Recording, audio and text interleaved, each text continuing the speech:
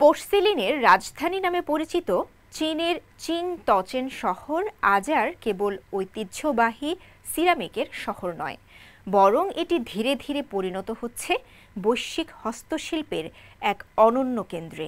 প্রাচীন ইতিহাস আর আধুনিক সৃষ্টিশীলতার মেলবন্ধনে গড়ে উঠছে এক নতুন চিংতচেন।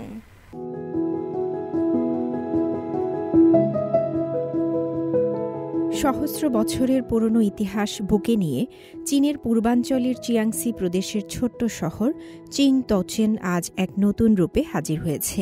শত শত বছর ধরে পোর্সেলিন তৈরির জন্য বিশ্বজুড়ে খ্যাত এই শহর এখন রূপ নিচ্ছে এক বৈশ্বিক হস্তশিল্প হাবে।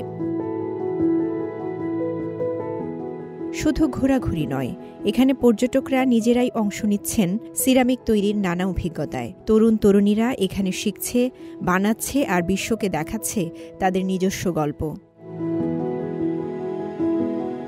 পুরানো ফ্যাক্টরি এখন রূপ নিয়েছে সৃজনশীল এক আর্ট স্পেসে। থাও শিছুয়ান সিরামিক আর্ট এভিনিউ এখন পর্যটকদের জন্য একটি ইন্টারেক্টিভ অভিজ্ঞতার জায়গা হয়ে উঠেছে।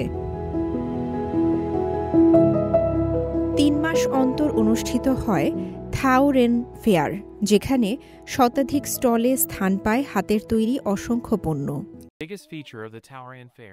এই ফেয়ারের সবচেয়ে বড় বৈশিষ্ট্য হল বৈচিত্র্য। এখানে শুধু পোর্সেলিন নয়, নানা ধরনের হস্তশিল্প রয়েছে। তরুণদের সৃজনশীলতা আর ঐতিহ্যবাহী কারুশিল্প একসঙ্গে এসেছে এখানে।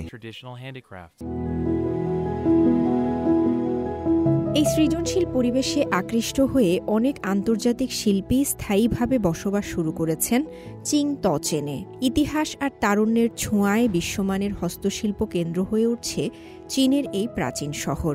একসময় ঐতিহ্যবাহী পোর্সেলিনের শহর এখন হয়ে উঠেছে সারা বিশ্বের শিল্পীদের স্বপ্নের ঠিকানা। প্রাচীন ইতিহাস আর আধুনিকতার সেতুবন্ধনে গড়ে উঠছে এক নতুন চিংতচেন। রওজে জাবিদ ঐশী, সিএমজি বাংলা।